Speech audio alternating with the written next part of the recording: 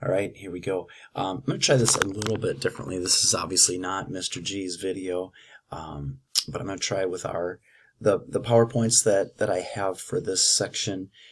They don't work perfectly with Google Slides with this computer, so there will be some things that are a little goofy, but mostly this video is going to be about two things. What is a significance test or a hypothesis test, and how do we state the hypotheses?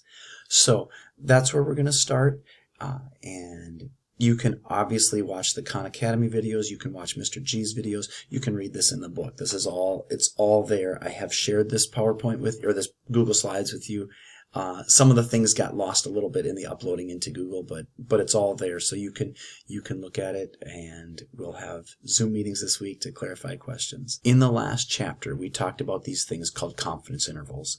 One part of inference is to say, hey, you know what?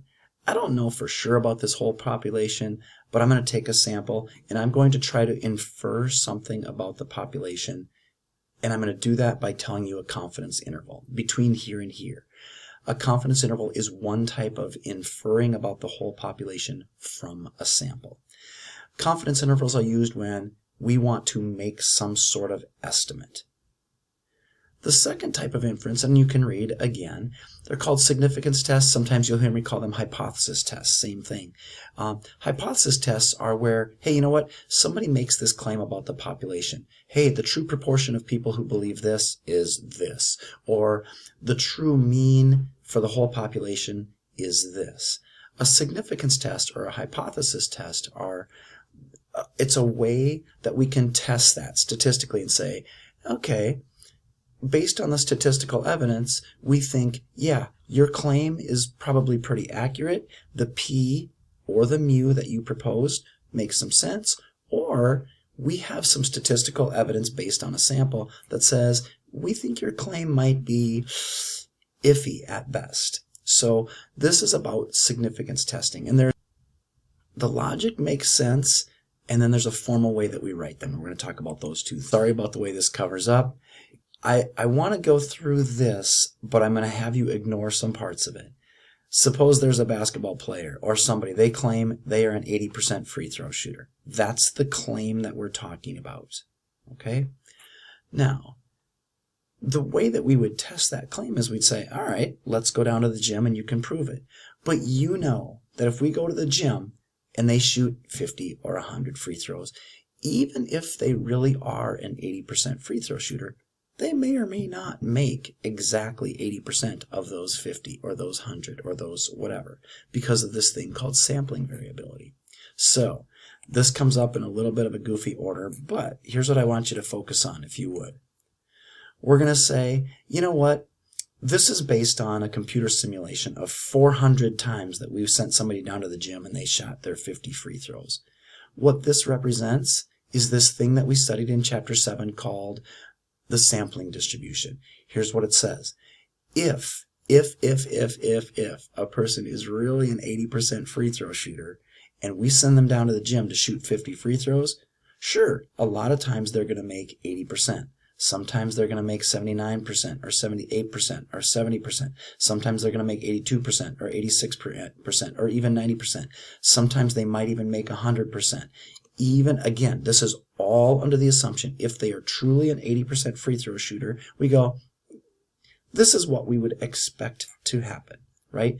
We build this whole world of believing them, saying, fine, you're an 80% free throw shooter. I believe you. This is the world that would happen if you're really an 80% free throw shooter. So now we look back at the one sample, the one time that they shot 50 free throws, the one p hat that we found. And we go, oh, look, you made 64% of your free throws. That's weird. We think, it wouldn't have surprised me if you made 78 or 75 or something, but 64? What the heck? So now we would say this hypothesis test has said, I expected to be in this world, but dang, we were way down here. What the heck? Well, there's really one of two reasons that we might have been down here. Maybe they really are an 80% free throw shooter. They just had the worst day in the world, and we go, we better check that again. I don't know for sure. Or the other possibility is, hey, you know what? If you were 80, I'm not going to bet my life on you making 80%, but I am going to be pretty confident that you're going to be in this area.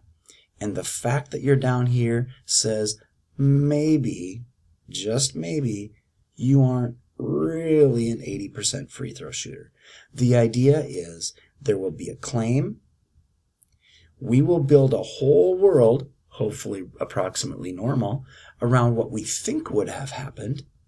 Then we get one shot. There will be one sample. There will be one X bar or one P hat. And we say, hey, where does what really happened line up with what I thought would happen? And if it lines up with where I thought it was, I go, hey, your claim is cool. You're good. But if what happened is outside of what I would have expected, we say, I think I have evidence that your claim is garbage. That's the logic of hypothesis tests. So how do we set them up? This is where it gets kind of formal and it's kind of spazzy, but this is the way it's done, and it makes sense. There are going to be two hypotheses. Okay, plural of hypothesis, hypotheses. The first one is called the null hypothesis. H sub, and I can't remember if this is an O or a 0. H, some people say ho. If your inner 7th grade boy enjoys that, go for it, but whatever. The null hypothesis is the one that says, all right, I believe you. I think you really are an 80% free throw shooter. I think the average ACT score among Fairmont High School students really is 32. The null hypothesis is always, always, always going to be the thing that is being claimed by the person or the company or the whomever, right? Then the other one is the alternate hypothesis, H subscript A, the ho and the ha, right? Now, here's where in this example, in the free throw shooter example, the null hypothesis is, okay, yep, I believe you. You are an 80% free throw shooter. In other words, the null hypothesis is P equals 0.8. I'm going to build my whole world around the fact that you are really an 80% free throw shooter. These are the things that would happen. This is the sampling distribution of everything that we think would happen if you're really an 80% free throw shooter. The ha, the alternate hypothesis, is, wait a second, I'm not so sure about that. I'm suspicious that your actual free throw percentage, the actual P, might be lower than 0.8. So to generalize that, hypotheses will always, always, always be in any significance test, in any hypothesis test. The null hypothesis will always be a parameter equals something. P equals 0.8. Mu equals 32. It will always be a parameter, and it will always equal something. We're starting with a claim that it is this. The alternative hypotheses will take on one of these three forms. It'll be one of these three. It won't be all three of them, ever. It will be one of these three. This one, the first one, says, hey, you know what? Remember that thing that you claimed? I'm suspicious. I might think it's really lower than that. Or you might say, you know what? That thing that you claimed about P or mu, I think it's actually higher than that. Or you might say, hey, remember that thing that you claimed about P or mu? I don't know, but I don't think it's that.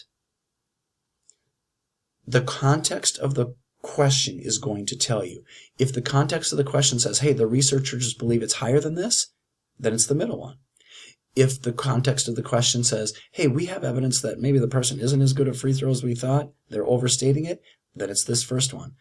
If the context of the question says, hey, I don't know, that just doesn't seem right, I think then we need to double check this. I think it's going to be something other than that. We will talk about those in the context of section 9.2 and 9.3.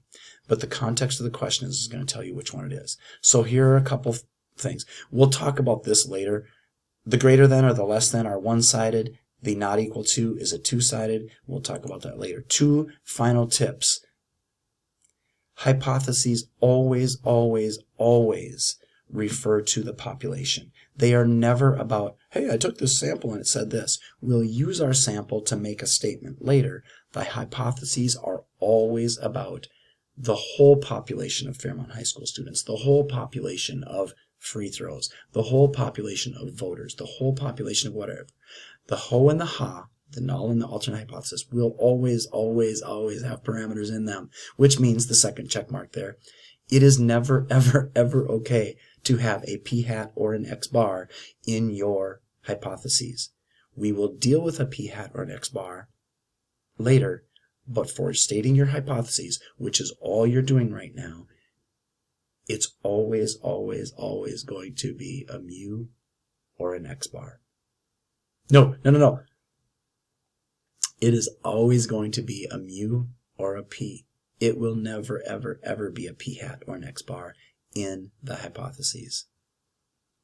And that's where I'm going to leave it for today.